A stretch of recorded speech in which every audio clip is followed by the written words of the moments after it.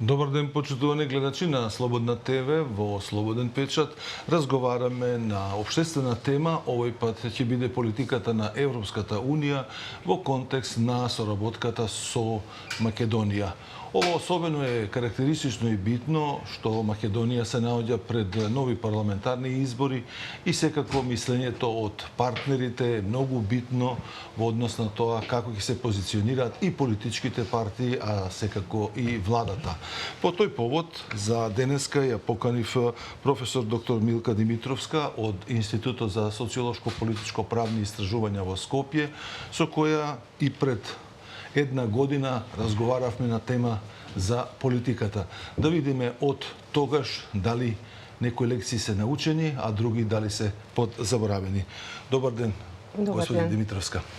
За почеток на овој разговор сакам да поставиме една општа рамка дали политиката на Европската Унија е компатибилна со политиката на секоја влада од Македонија или обратно, дали владата на Македонија има компатибилна политика со Европската Унија.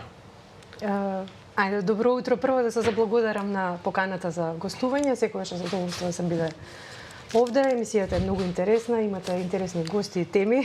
Благодарам. Ова прашање е постојано актуелно на некој начин, особено пред избори.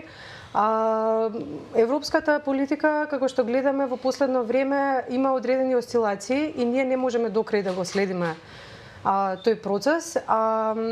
Од обратната страна, не сите македонски влади имаат ист пристап кон евроинтеграцијските процеси и не сите субјекти внатре во Македонија имаат ист пристап. Така што не може да бидат комплетно компатибилни во секој случај. До сега сме сведочели на обратен процес, значи на регрес во однос на европските интеграции.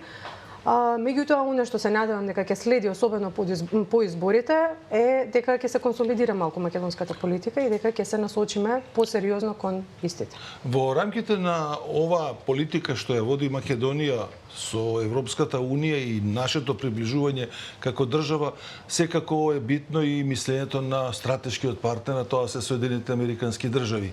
Како се позиционираат сега овие две политики на Европската Унија и на Соединетите Американски држави во контекст на македонската држава? До сега имаме видено дека американската политика е поконсолидирана, е понасочена. Значи, дали нам ни се допаѓа или не таквото водење на надворешна политика, тоа е друго прашање. Народот има едно мислење, стручњаците имаат друго, секако не унисоно, политичарите трето. Меѓутоа, американската политика, американската надворешна политика е еднонасочна и е конзистентна.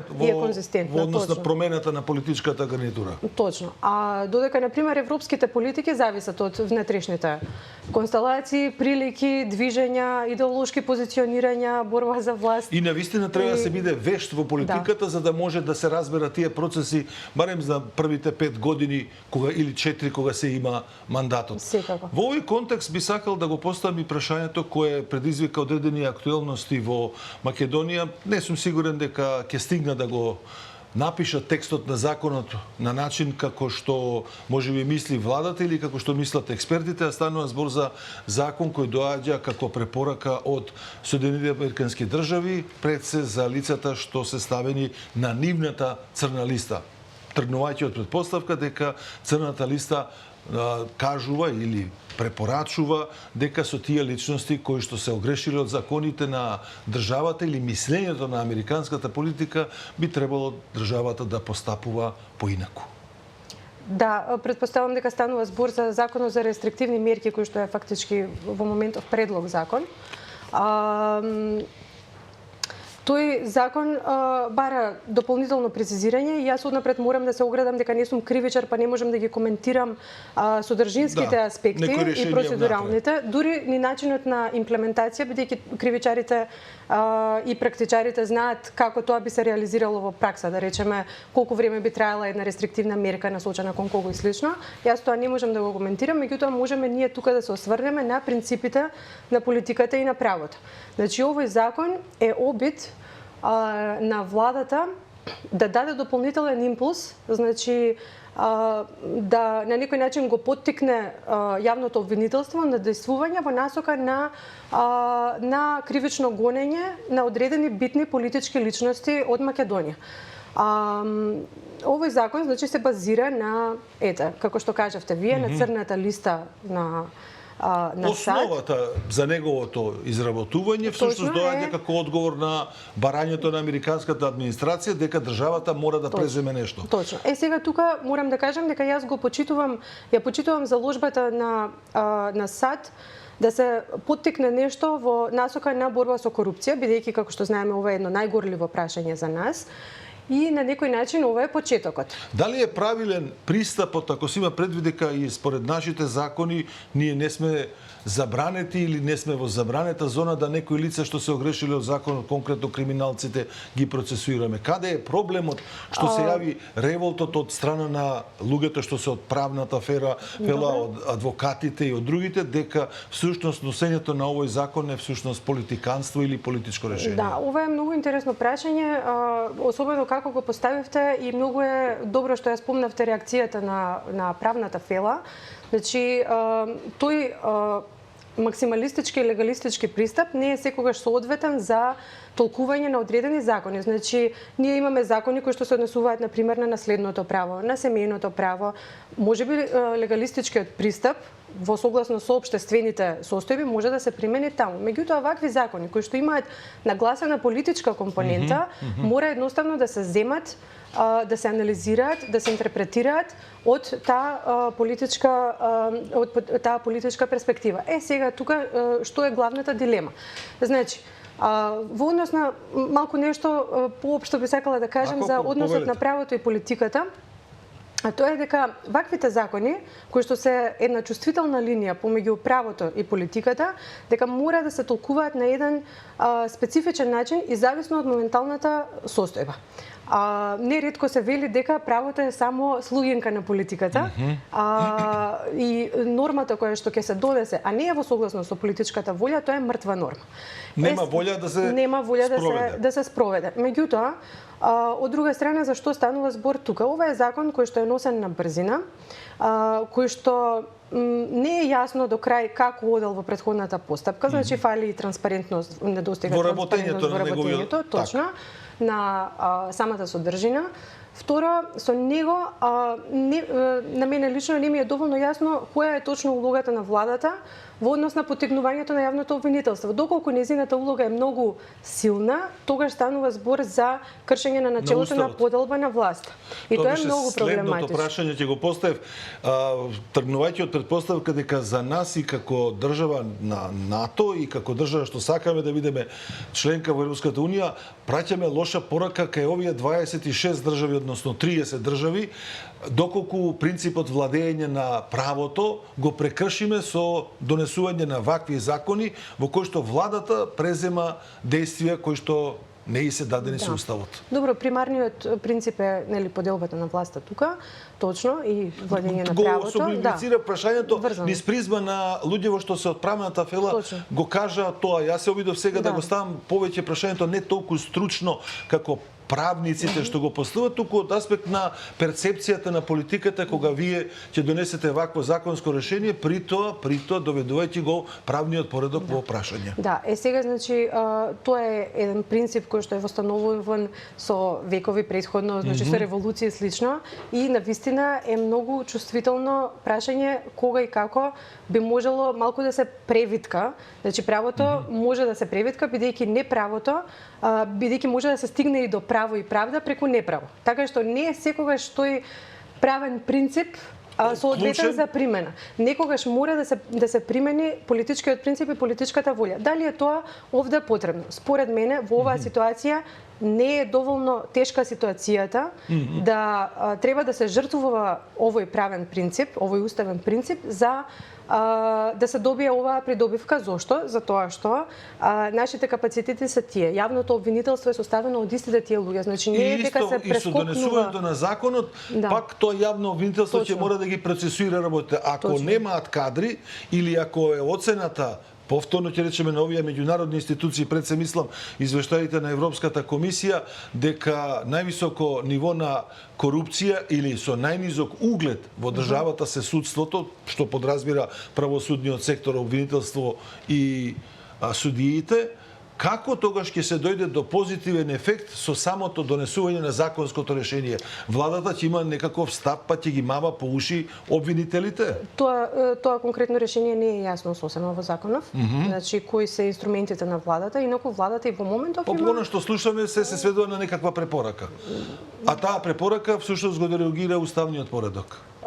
Препорака теоретски може да се даде, таа сама по себе може да не биде толку страшна, меѓутоа целокупното влијание од една на друга власт, тоа е чувствително прашање кое што го потреба на политичката позиција на владата спрема политичките противници. Ние како што знаеме во Македонија тоа е редовна пракса, така што не е проблематично. Каков е капацитетот на демократската фела да се спротистави на некоја желба или волја на владата или министрите кога треба да се процесира политичкиот противник, кој патем речено ние гледаме дека и од политиката има луѓе што се на црната листа.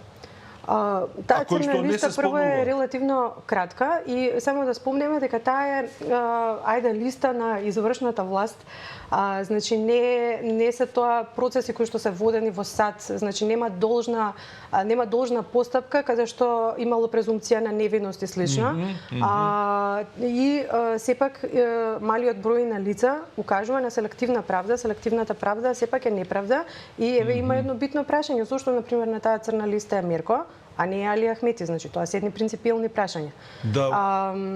Посебно би било карактеристично ако на таа листа има некој од другата политичка партија, а не од владата. Секој може да се најде на таа листа, наводно со аргументирани со валидна аргументација, меѓутоа ние добро знаеме од домашните институции дека има и други лица кои што зад кои што има многу силна аргументација за нивно процесуирање, особено знаеме за колку случаи водеше ДКСК кои што не се опредметија во судските спорови. Главната критика на јавноста беше дека Комисијата за борба против корупцијата всушност си е завршила добро работата, а обвинителството потврдило. Го делите тоа мислење и таа оцена? Јас докрај не можам да знам што се работи ДКСК точно. Оно што го гледам од страна е дека обемот на случаи наспрема ресурсите со кои што располагаат, мислам дека се навистина солидни. Не можат за сите случаи да обезбедат докази, меѓутоа тоа што е обезбедено е доста добро аргументирано, а јавното обвинителство знаеме досега со која фреквенција ги потиснува оние случаи кои што не им одговараат да преминат понатаму во следните чекори на постапка. Едно од прашањата што е поврзано повторно со законите, меѓутоа и со политиката и често се отвара пред изборите е всушност насловот случаите, хашките случаи. Дали затворањето на ова прашање од историјата на Македонија всушност ја прави кревка во примената на правдата или правото спрема оние граѓани што се оштетени, особено што тие хашки случаи не завршија со процес во Хаг, туку ги вратија во Македонија македонското правосудство да се произнесе, а на крајот всушност тогашната влада донесе закони со кои што ги амнестира. Да. И прашањето за хашките случаи може да се поврзе во една целина со прашањата за црната листа, значи особено предпоставувам дека е тоа актуелно сега пред избори. Која е главната поента, ајде потесно врзано за хашките случаи? Евроинтеграцијските процеси се уште активни, а се соочуваат со одредени пречки и со цел да се обезбеди кооперативност на одредени лица во домашната политика, меѓутоа преку домашните процеси да се повлијае на евроинтеграцијските процеси, затоа се актуализираат сега овие прашања. Значи да се обезбеди таа кооперативност. Тоа може да се однесува на многу различни сценарија. Ние не можеме да ги знаеме сега, односно не можеме да ги тврдиме, можеме само да завлеземе во некоја тешка хипотетичност, но тоа е целината, не е случаен овој, значи не е случајна таа временска рамка. Хашките случаи дали треба да се отворат? Да, најверојатно треба. Во некој момент таа порака која што е пратена од Советот на Европа звучи рационално.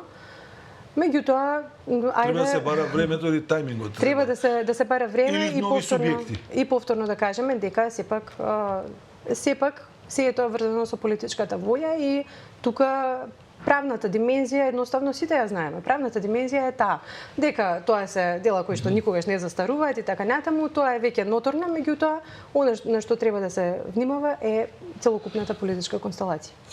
Ќе се обидам сега да го поставам прашањето на едно историско паметење кое по старата генерација го има низ призма на политиката што е водена во рамките на Југословенската федерација. Имено, тогашната јавност, за да го навреди политичарот од било која република, кога се совпаѓа неговото мислење на локално ниво, често кажуваше оди во Белград по мислење.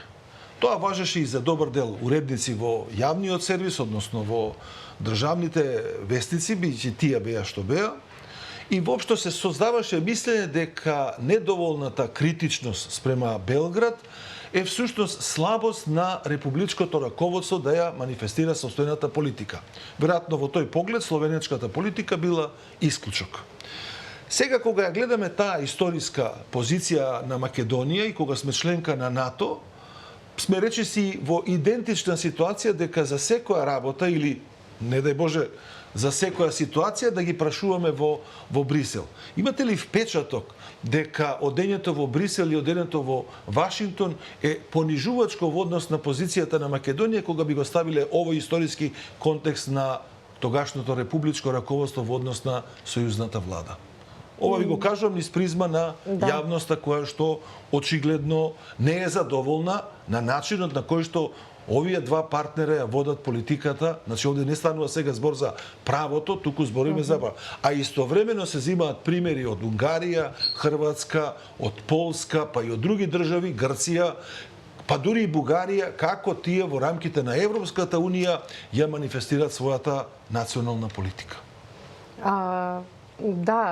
Ние, ајде за несреќа, гледаме да ги примениме сите работи кои што се негативни за нас, а позитивните импулси кои што ги добиваме не ги применуваме. Таму каде што не насочуваат кон владење на право, демократија, градење на добри институции, тоа не го практикуваме, а ги практикуваме другите елементи каде што треба да се прекрши некој принцип, каде што треба да се жртвува нешто што е непринципиелно во насока на некоја идна ситуација. Така што, ајде, морам да кажам дека сепак се вкупните процеси и покрај сите жртви што сме ги поднале, мислам дека се уште ја задржуваат, иако на граница таа позитивна, тој позитивен квалификатив.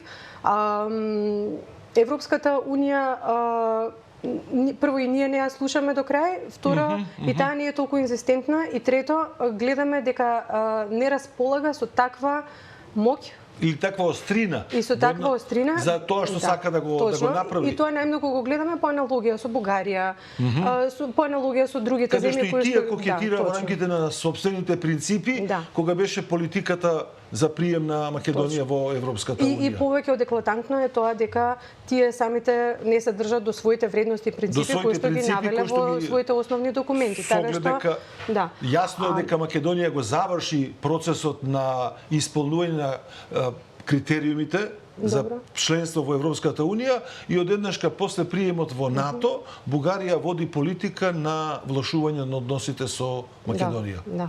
И тука ако може да спомнам нешто, една мала дигресија од това, ама нели Европската унија востанови една нова методологија за прием на членките, наводно требаше да биде олесната, бидејќи се намалува инстанците во кои што може да се стави вето, односно моментите каде што треба да се гласа едногласно. Меѓутоа повторно таму се среќава онаа формулација дека треба да влезат оние држави кои што немаат проблеми со владењето на правото, корупцијата, добрата администрација и така натаму. Значи тоа се нашите најголеми слабости и ако така се постави формулацијата, таа повторно е амбивалентна. Значи повторно ние се отвараме за еден процес кој што нема гаранција. Така што повторно се согледува тој дефицит на моќ да се опредмети некоја агенда, некоја или политика некоја политика да се слично. претвори во решение кое на долг рок ќе ги даде резултатите. А со американците само Да. уште ова, значи со САД ние мораме да имаме еден малку различен однос, бидејќи ние не сме партнери како што се кажува стратешки партнер, ние сме една мала земја, никако не можеме да бидеме партнер и секако дека сме во еден неоколонијален однос, тоа е точно. Меѓутоа немаме баш многу избор, а досега тоа е субјект кој што сепак ни обезбедува одреден интегритет и немаме баш многу простор ние да постапуваме на свој начин. Меѓутоа, дали мора по секоја цена да постапуваме Или на сите... како да се постапува? Точно, значи, тоа микроменеджирање, дали на сите начини кои што ни се на нас укажани, наложени, дали сето тоа мора да го примениме, дефинитивно не мора. Овој дел од вашето размислување ќе се обидам сега да го ставам повторно во форма на прашање, кога станува збор за американската политика спрема Македонија, особено на Европската Унија. Еве да претпоставиме дека ќе дојде до смена на политиката во Соединетите американски држави под сегашното раководење на демократите и ќе дојде републиканец. Тоа е првата позиција, која можеби генерално нема да има можеби големи разлики во надворешната политика, како што рековте, меѓутоа кога станува збор за државите во Европската Унија, стојам на ставот дека со победата на десните партии видно ќе се промени позицијата на политиката на Европската Унија спрема државите што сакаат да бидат членки, она што го викаат спрема проширувањето, во спротивност со политиката на левите партии. Дали доколку дојде до промена и на политиката во Македонија, ќе имаме компатибилност во однос на овие политики или може да се случат такви комбинаторики да ние повторно имаме 10 години закочен целосен европски процес? Ајде да кажем дека прашањето е и одговор само на себе, така што последнава реченица е тоа што е дека највалидно. сите опции ни се... Сите опции се отворени, бидејќи ние таа неконзистентност во водењето на надворешна политика, особено на политиката на проширување на Европската Унија, сме го виделе од претходните бранови на проширување. Каква аргументација се И користела? носевме политички решенија со кои што свесно се закочуваше процесот со цел заради тоа што тоа одговараше на тогашната влада. И сега не можеме дефинитивно да тврдиме. Дефинитивно популизмот, дефинитивно десничарството во Европа не ни оди во прилог од една страна, Дури од и тие ако победат, и ако бидат во поголемо мнозинство, а овде победи или остане истата опција, може да се јават повторно разлики во однос на водењето на политиката спрема Европската Унија. Иако пак мислам дека тоа во Европската Унија е процес кој што е од времен карактер. Едноставно такви се политичките процеси, осцилираат. Така што тоа што било во една ситуација валидно, во следната ситуација веќе нема да биде. Меѓутоа, дали може да се очекува од македонската внатрешна политика да биде компатибилна на европските, тоа мислам дека е премногу рано да се преюдицира. Треба прво да се види кој со кого ќе коалицира, па после да се зборува на темата. Често, барем искуството ми учи во овие 15 години, а особено од 2001, кога европската дипломатија не можеше да најде решение за проблемите и на Балканот, па и во другите делови од светот, најчесто на политичка сцена стапуваше робусната американска политика и според нивните методи или нивните решенија, конфликтот се решаваше. Сметате ли дека во наредниот период овој процес, поради геополитиката во регионот, ќе може да биде потикнат и ние на вистина она што е ставено како датум 2030 полека да бидеме членка? Значи, јас можам да ги изразам моите желби, надежи. Така? Досега процесот оди во таа насока. Ние гледам дека сме доста беневолентни во однос и на потешки барања кон нас.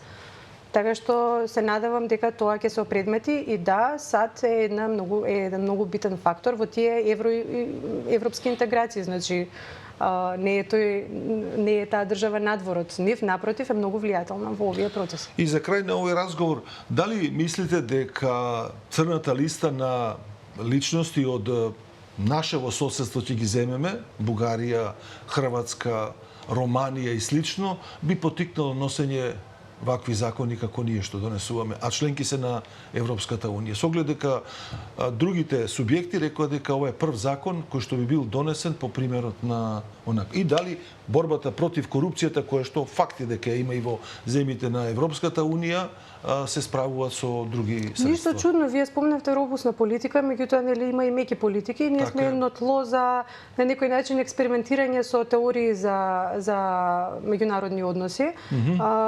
Се примениле тука различни тактики и допрва ќе се применуваат.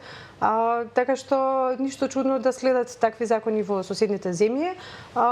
Меѓутоа самиот, значи правото е начин на канализирање на таа политичка волја, кој ќе биде самиот начин, тоа во детали не можеме да го знаеме дури ни за нашата земја, а не за За волја на вистината ќе ве потсетам, а всушност ќе се обидам да ја потсетам и јавноста на изборот на една влада со фашистичка провиденција во Австрија.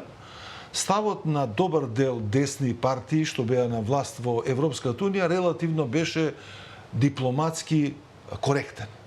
За разлика од тоа, ставот на Соединетите Американски држави на тогашната администрација беше робусен и дури им забрани да имаат односи со Австрија. Австрија мораше да направи нови избори. Сакам да кажам до кој степен кога ќе науми американската политика со некого да не биде соработник, како може да им наложи на другите, па и на самата држава да се повлечат пред. Тоа го гледаме од многу примери, не само од тој, го гледаме од примерот на Додик, од начинот на кој што се води тој процес. Го видовме од случајот на Бојко Борисов, значи постојано се потврдува. Го гледате и во Германија, примерот односите со Германија и Русија и односите сега на Соединените Американски држави со Германија. Да, тоа се веќе стандардизирани односи. Да. Димитровска, задоволство беше да се разговара на овие дневно политички прашања, гледано низ призма на нашава позиција, кога станува збор за големата политика што ја водат Соединените Американски држави во светот, а нас не допира, и секако оваа локална политика, ќе речеме, на државите од Европската унија и незината, па би рекле, немаат надворешна политика, меѓутоа обид за надворешна политика која се обидува да биде партнер на меѓународната политика.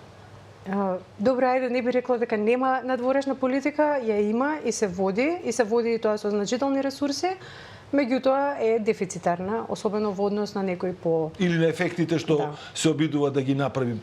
Тоа го кажувам и сега во контекст на Блискиот исток и кризата во однос на Израел и Палестина. Точно, значи Европската унија дефинитивно има одредени слабости во својата инзистентност, средства, начини информираност, за вас како стручни лица останува всушност да го обликувате јавното мислење визави правните норми и политичките определби. Да, значи тука ние сите се разликуваме во однос на нашите убедувања. Ете, правниците кои што работат во пракса имаат по легалистички пристап, оние кои што се политиколози гледаат политичката димензија. Социолозите ќе стават акцент на вредностите, на меѓусебните односи. Ајде, вистината е некаде на средина, тие сите елементи се во некакво содейство и не се изолирани едни од други. Меѓу другото, еве, морам да кажам дека во овој период на предизбори е многу битно да се спомнат тие правни вредности, како се носат кај нас законите и како се задржува принципот на владење на право. Бидејќи често се зборува имплементацијата на законите дека е проблематична, јас сега тоа ќе го тргнам на страна. Еве само ќе спомнам дека ние имаме проблематични закони во процесот на нивното носење. И еден податок, нашиот институт, односно институтот каде што работам при УКИМ, има обид за следење на собраниската работа, тоа се необјавени резултати вака јавно, меѓутоа при таквото следење востановивме дека во претходната година од 166 предлози на закони кои што влегле во некаква постапка, не се сите донесени затоа беа предлози на закони, 130 закони биле водени по скратена постапка. 13 биле водени со европско, 13 со европско знаменце. И сега остануваат 12 и знаеме точно како се водеше таа постапка преку Комисијата за европски прашања и на крај остануваат само 12 закони од 166 точно. И сега ако се спомне времето на Груевски кога беше во оптеко на бројка дека околу 40% од законите се носат по скратена постапка, сега кога гледаме 130 од 166 закони, значи на вистина на вистина не може да се обезбеди на таков начин една И квалитетни норми. квалитетна делиберација во најмала смисла. Благодарам, Димитровска, и на следниот пат, кога ќе завршат изборите, ќе ве поканиме повторно да ја гледаме и да анализираме политиката. Благодарам. Почитувани гледачи, беше ова Милка Димитровска од Институтот за социолошко-политичко-правни истражувања, со која разговаравме на тема политиката во Македонија во контекст на односите со Соединетите Американски држави и Европската Унија во пресред на нашите парламентарни избори. Ви благодарам за вниманието.